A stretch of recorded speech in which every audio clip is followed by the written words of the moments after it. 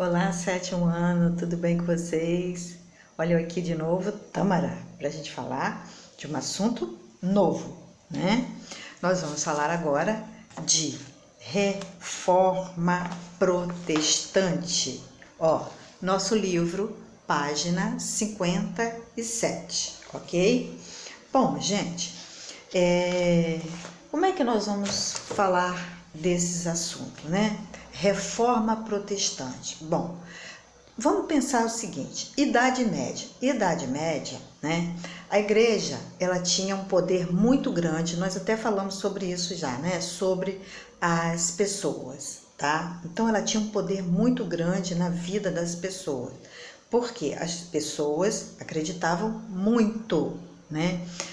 Nas ideias da igreja. Tinha uma outra visão de mundo, né? Mas aí nós vimos que o renascimento cultural vai mudar um pouco as ideias, né, do pensamento das pessoas. Então, o que acontecia na igreja, né? Houve muitas transformações. O poder papal passou a rivalizar com o poder dos reis. Bom, aí já está havendo um problema, né? Quer dizer, a igreja, em suas pregações, ela condenava o lucro e a usura. Bom, isso, né? Quer dizer, se chocava com os interesses principalmente da burguesia, né? Que a burguesia era um obstáculo para a expansão das suas atividades. Quem era a burguesia? A burguesia era aquela classe da sociedade que estava crescendo. Eram os comerciantes, eram os banqueiros, tá? Eles estavam crescendo economicamente, né? E aí eles queriam expandir os seus negócios. Só que a igreja condenava isso daí. Tá? Mas além disso, o poder da igreja foi abalado também por causa de críticas dentro da própria igreja, né? Quer dizer, isso porque ela ostentava luxo, ela ostentava riqueza, né? Boa parte do clero desrespeitavam as regras da igreja, tá? Como, por exemplo, o celibato, como, por exemplo, praticavam venda de simonia. O que é isso, né? Venda de bênçãos, venda de objetos como sagrados, venda de cargos eclesiásticos, tudo isso a igreja praticava, né? Então isso daí, né, as próprias pessoas de dentro da igreja, alguns já discriminavam, já olhavam com outro olhar isso daí, né? Então, esse movimento de reforma protestante, ele vai se iniciar, né, na Alemanha pelo monge da Igreja Católica, tá? Quem era esse monge da Igreja Católica, tá? Esse monge da Igreja Católica era Lutero, Martinho Lutero. Ele vai se revoltar justamente quando ele sabe que estão vendendo indulgências para a construção da Basílica de São Pedro. Poxa vida, vendendo indulgências. O que é isso, né, Tâmara? O que são indulgências? Indulgências era a venda do perdão, tá, de quem já morreu. Tá? Vou comprar o perdão de meu avô que já morreu. Eu ia lá na igreja, comprava, pagava e recebia um papelzinho. Vocês viram no filme, né? Como é que funcionava. Então, Lutero, o que Lutero vai fazer? Ele vai apresentar as suas 95 teses. Que ele vai dizer o que ele acha que é certo, né? Quer dizer, dentro dessas teses de Martinho Lutero, ele fala justamente disso daí, né? Ele denunciava a venda das indulgências, né? Ele criticava o comportamento do clero, tá? E do próprio Papa dentro da igreja. Então, Lutero vai ser excomungado, tá?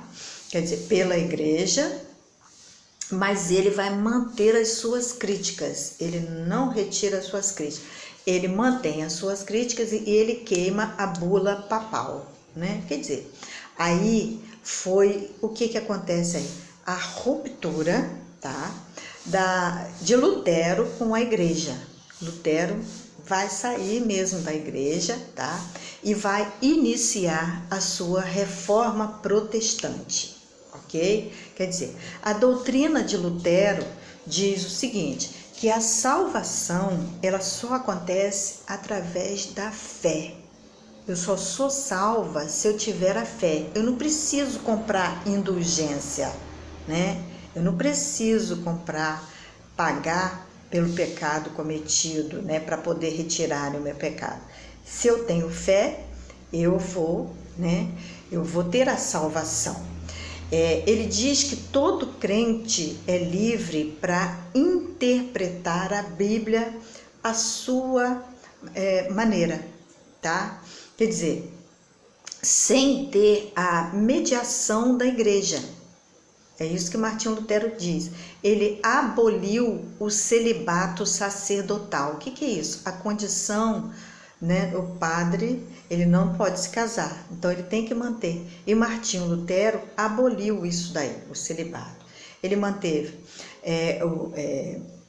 manteve o batismo, né? Ele manteve o batismo, ele manteve a Eucaristia, tá?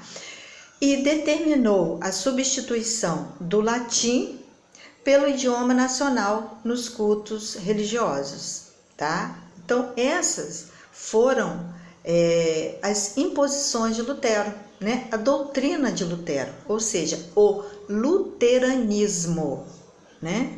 Mas olha só, as ideias de Lutero se espalharam, tá? As ideias de Lutero se difundiram por outras regiões, né? Por exemplo, a região central e região norte da Europa. E surgiram novos movimentos reformadores. Por exemplo, o calvinismo, tá?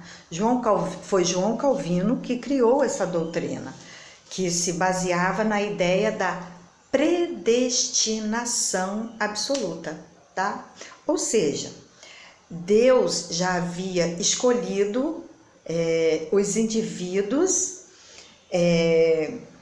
para ter a vida eterna, tá? Então era predestinação, era predestinação. Deus já havia escolhido os indivíduos, tá? Abençoados com a vida eterna. Tudo bem.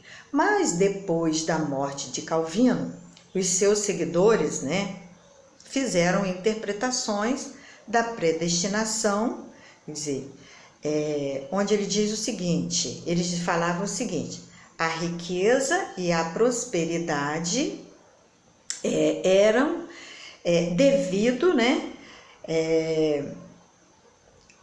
era divino, tá?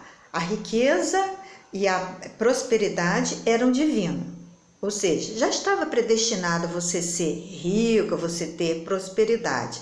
Então eles diziam isso, quer dizer, aí eles vão ter o apoio da burguesia, que era aquela classe social que estava enriquecendo, né? Então eles vão ter o apoio da burguesia. Agora vamos ver, na Inglaterra, o que estava acontecendo na Inglaterra? Na Inglaterra, né, houve uma ruptura religiosa que foi conduzida pelo rei Henrique VIII e teve, na verdade, caráter político, tá? Principalmente porque o rei, ele solicitou a anulação do casamento dele, porque a esposa dele não deu um filho a ele, aí ele solicitou a anulação do seu casamento. Só que o Papa não concedeu isso. Mesmo assim, ele se separou e casou novamente, o que levou a ser excomungado pelo Papa. Ele então nem respondeu nada. O que ele fez? Em resposta, ele decretou o ato de supremacia, tá? O que era esse ato de supremacia, né? Através desse ato de supremacia, ele vai se tornar chefe da igreja na Inglaterra. Olha só, então isso aí foi, na verdade, um golpe político, né? Uma questão política, tá? Então, gente, mas o que eu quero dizer é o seguinte: Essa reforma protestante que acontece na Alemanha, que vai para Suíça, né, que vai para a Inglaterra, né, outras regiões, elas se expandem por outras regiões da Europa, quero dizer que houve uma mudança, apareceram outras igrejas, né, além da instituição católica que existia. Então, agora existem outras igrejas além da instituição católica, tá? Vocês viram o filme, bem legal, eu pedi que fizesse o relatório, agora eu vou enviar atividades para vocês, tá bom? Então depois nós falaremos da Contra-Reforma, o que a Igreja Católica vai fazer em relação a esse movimento protestante, ok? Beijo grande, até a próxima, gente, tchau!